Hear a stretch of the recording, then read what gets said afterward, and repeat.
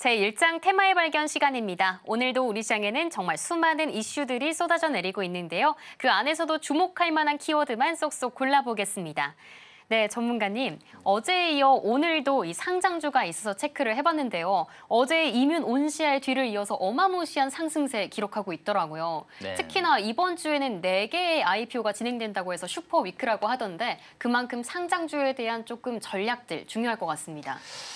맞습니다. 근데 오늘 상장한 종목 같은 경우는 시초가를 굉장히 많이 띄운 상태였고요. 사실 K-뷰티 관련 종목이에요. 그래서 지금 앞서 말씀드렸듯이 시장을 완벽하게 주도하고 있는 주도 테마가 지금 부재한 상태이기 때문에 신규 상장주에 대한 관심도는 지속적으로 높은 부분입니다. 그래서 사실 장 초반에 수급이 확 들어오면서 굉장히 강한 상승 흐름이 나오는 상태거든요. 지금 신규 상장주들 같은 경우는. 근데 이게 만약에 시초가를 깨고 내려왔을 때는 약간 좀 조심할 필요가 있을 것 같아요. 제가 뭐 요즘에 신규 상장주가 계속적으로 나오다 보니까 말씀드리는 부분이 이게 만약에 상승으로 방향성을 지속적으로 유지를 못한 상태에서 하락으로 간다고 했을 때는 물려있는 상태라고 하면 사실 신규 상장 같은 경우는 마이너스 10% 금방 빠집니다. 물론 플러스 10%도 금방 가요. 근데 사실 사람이 심리적으로 마이너스 10% 넘어가면 손절하기가 어렵거든요. 근데 만약에 그 상태에서 물렸다? 그러면은 사실 언제 빠져나올 수 있을지 알 수가 없어요. 신규 상장주 같은 경우는. 그만큼 데이터가 부족하기 때문에 약간 이 섹터가 앞으로 좀 지속적으로 가능한지, 성장성이 있는지 그거를 먼저 체크를 해보시는 게 좋을 것 같아요. 자, 오늘 상장한 종목 같은 경우는 바이오 비주죠. 예, 바이오 비주인데 1분기에 우리나라 그 K-뷰티가 수출액이 4조 원 가까이 됩니다. 그리고 이 금액은 계속적으로 증가를 하고 있어요. 분기마다. 자, 작년이죠. 2024년도에 처음으로 100억 달러를 넘는 수출액을 달성을 했습니다. K-뷰티가. 그리고 미국에 있는 아마존이죠. 아마존에서 항상 많이 판매되는 K-뷰티 부분에서 우리나라 화장품이 10위까지는 대부분을 다 가지고 가요. 예. 그만큼 미국 내에서도 소비가 많이 이루어지고 있다라고 보시면 될 것 같고 지금 미국 같은 경우도 가장 많이 수입하는 나라 중에 하나가 우리나라입니다. 그러니까 그 전에 어떻게 보면 중국에 대한 어떤 수출 비중이 높았던 그런 섹터군인데 지금은 이런 부분들이 뭐 미국이라든가 아니면 유럽 그리고 뭐 중동 쪽으로 확대가 되고 있다라고 보시면 될 것 같아요. 그래서 글로벌적으로 가성비 대비 기능성을 인정받고 있는 그런 상황이고 우리나라가 뭐 K-푸드, K-팝, K-드라마 뭐 이런 K-팝 아티스트 이런 K-문화가 본격적으로 글로벌적으로 진출을 하고 있다 보니까 그 부분에 있어서 또 어떻게 보면 K-뷰티도 이익을 받고 있다. 이렇게 보시면 될 것 같아요.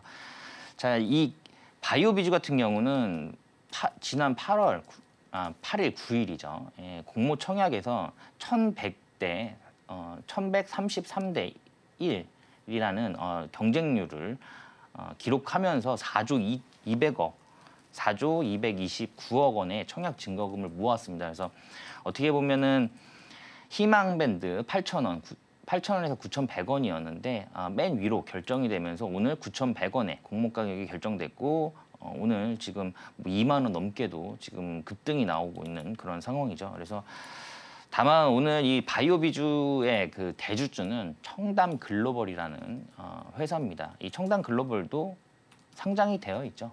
예, 그렇기 때문에 같이 보시는 게 좋을 것 같고요. 지금 청담 글로벌 같은 경우는 이 바이오비주의 대주주입니다.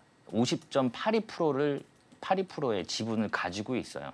그렇기 때문에 만약에 바이오비주가 여기에서 추가적으로 상승을 한다라고 했을 때는 청담글로벌도 같이 움직일 수 있기 때문에 이왕이면 오늘 이 변동성 큰 바이오비주보다는 조금 안전성을 가져간다는 부분에서 청담글로벌도 괜찮아 보이는 자리다. 이렇게 보시면 될 것 같습니다.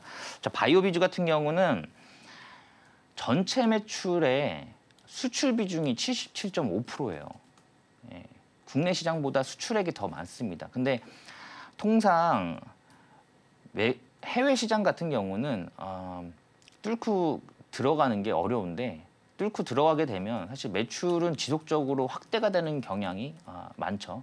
그렇기 때문에 이런 수출 비중은 앞으로 더 증가할 것으로 예상이 되고 있고 조만간에 여름 시즌입니다. 그래서 선크림부터 시작해서 어떻게 보면 그런 화장품 이런 부분들의 어떤 호황기가 지금 도래하고 있는 부분도 K-뷰티 관련 종목들의 좀 강세 흐름을 이어갈 수 있는 상황이다. 이렇게 보시면 될 것 같아요. 그래서 오늘 실리콘2 같은 경우도 지금 반등을 하면서 지금 10% 넘게 급등을 하고 있죠.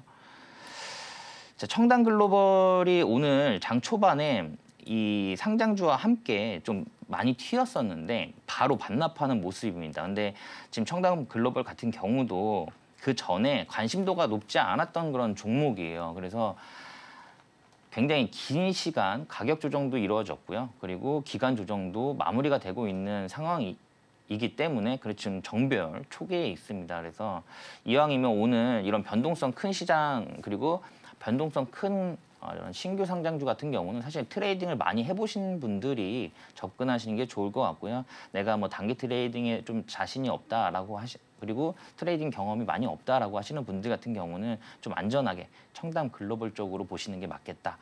이렇게 말씀드릴 수 있을 것 같습니다. 네.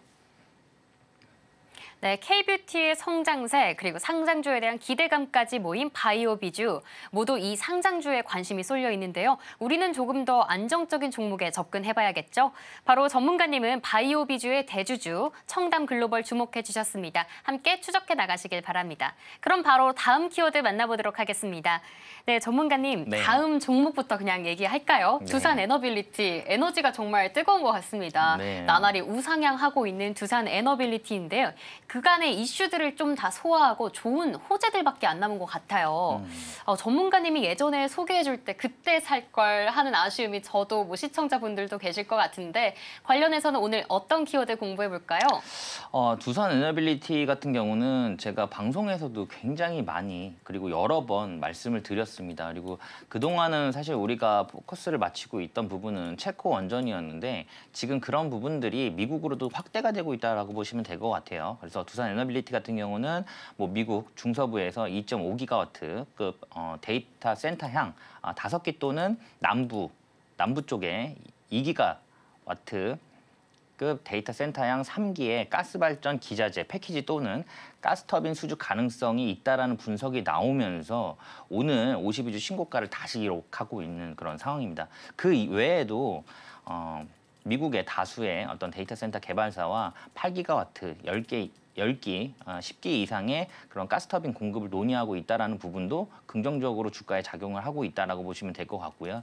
사실 미국에서는 원자력 테마 가장 주목받고 있는 기업은 딱 세 기업이거든요. 뭐 테라파워라든가 아니면 뉴스케일 파워, 그다음에 엑스에너지인데 테라파워 같은 경우에서도 핵심 기자재를 두산 에너빌리티에서 공급을 하기로 지금 계약이 체결이 되어 있는 상태입니다. 테라파워 같은 경우는 빌 게이츠가 설립한 회사죠. 그리고 뉴스케일 파워 같은 경우는 두산 에너빌리티가 직접적으로 지분을 투자를 하면서 기자재에 대한 공급망 이런 패키지 기자재에 대한 부분도 공급 계약이 체결이 되어 있는 상태입니다. 엑스에너지에도 일부 지분을 투자를 했어요. 근데 엑스에너지 같은 경우는 아마존이 큰 금액을 투자한 그런 원자력 회사다라고 보시면 될 것 같습니다. 그러니까 어떻게 보면 앞으로 AI 데이터 센터향 이런 원자력 관련 그리고 MSR이죠. 그 부분에 대한 기자재에 대한 부분 수요가 증가할 것으로 예상이 되고 있기 때문에 두산 에너빌리티는 계속적으로 좀 긍정적인 흐름이 나오지 않을까라고 좀 보고 있습니다.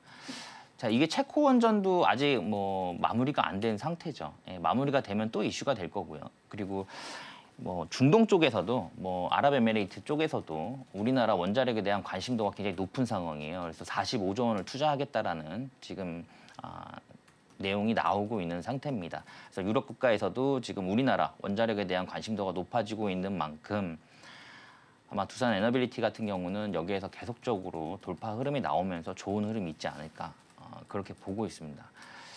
뭐 차트를 보시면 그 전에 전 고점을 돌파한 이후에 지속적으로 상승하는 모습이에요. 네, 여기서 지금 돌파한 이후에 우리가 뭐 지금 추세도 꺾이지 않은 상태에서 계속적으로 올라가고 있는 상태고요. 사실 최근에 오늘 같은 경우는 신재생에너지가 약간 쉬는 분위기죠. 예, 쉬는 분위기인데 오늘 어떻게 보면은 신재생에너지가 또 매수 타점이 될 수가 있을 것 같아요. 오늘 쉴 때 그리고 저점에선 또 추가적으로 매수하는 그런 좋은 타점이다라고 보고 있습니다. 왜냐하면 이 신재생에너지 같은 경우도 정책주로 지금 엮여 있는 상태인데 이게 6월 3일 대선이 끝나고 난 이후에도 정책주 같은 경우는 계속적으로 움직여주는 모습을 항상 보여줘요. 예, 그렇기 때문에 신재생 에너지 관련된 종목들 같은 경우는 오늘 조정장에서 매수해보는 것도 나쁘지 않겠다. 이렇게 볼 수 있을 것 같고요. 두산 에너빌리티 같은 경우는 이제 두산과 또 함께 보셔야겠죠. 뭐 두산 로보틱스도 있고 여러 가지 이슈가 나올 수 있는 그런 상황이기 때문에 나는 두산 로보틱스에 뭐 또 투자를 해보고 싶다, 아니면 에너빌리티에 하고 싶다. 뭐 어느 거에 투자해야 될지 모르겠다라고 하면은 두산도 괜찮습니다. 두산도. 그래서 지금 두산 같은 경우도 지금 차트상으로 굉장히 좋은 흐름 이어가고 있는 상태고 두산 에너빌리티 같은 경우도 52주 신고가를 돌파하면서 좋은 흐름. 앞으로는 당분간은 좀 이어질 것으로 예상이 되고 있고요. 지금 단기간적으로는 지금 증권사에서 나오는 목표가가 한 38,000원 정도로 지금 예상치가 나오고 있는 만큼 앞으로 38,000원까지는 여기서 충분히 올라가지 않을까 그렇게 보고 있습니다. 두산 에너빌리티 같은 경우는 여기에서 마무리하도록 할게요. 네. 네, 전문가님이 계속 봐야 된다 했던 종목 바로 두산 에너빌리티가 아닐까 싶습니다. 지금도 52주 신고가를 갈아치우고 있지만요. 세계 각지에서 이 수주 소식, 이 기대감들이 몰리면서 앞으로도 성장할 것으로 보여지고 있습니다.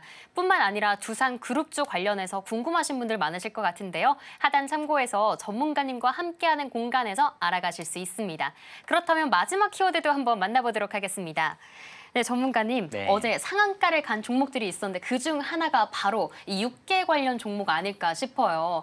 하지만 오늘 살펴보니까 이 마니커 오늘은 상승하다가 다 반납하고 하락 전환했더라고요. 최근에 보니까요. 눈에 띄는 건 그래도 외국인의 수급인 것 같습니다. 수급은 또 많이 담아주고 있는 게 좀 신기한데 관련해서는 어떤 공부를 좀 해볼까요? 사실 제가 이 이슈에 대해서 어제 말씀드릴 때 당시까지만 해도 오늘 끝날 수 있다라고 말씀을 드렸는데 제가 오늘 또 굳이 갖고 나온 이유는 오늘 움직임상으로 봤을 때는 추가적인 더 상승이 있을 것으로 예상이 돼요. 그래서 일단 대장은 마니커인데 하림의 움직임이 좋습니다. 사실은. 그래서 아마 이게 당분간은 계속적으로 이슈가 될 것으로 예상이 돼요. 그러다 보니까 여기서 추가적인 좀 상승이 있을 것으로 예상이 되고 있습니다. 이게 브라질산 닭고기, 우리나라에서 수입 닭고기가 22톤을 수입을 하거든요. 근데 거기에서 브라질산 닭고기가 18톤을 차지를 합니다. 그러니까 80%가 넘어요. 근데 이게 지금 수입을 중단했죠. 정부에서. 브라질산 닭고기에 대한 수입을 중단했기 때문에 닭고기와 그다음에 계란 가격이 지금 여기에서 상승할 것으로 예상이 되고 있습니다.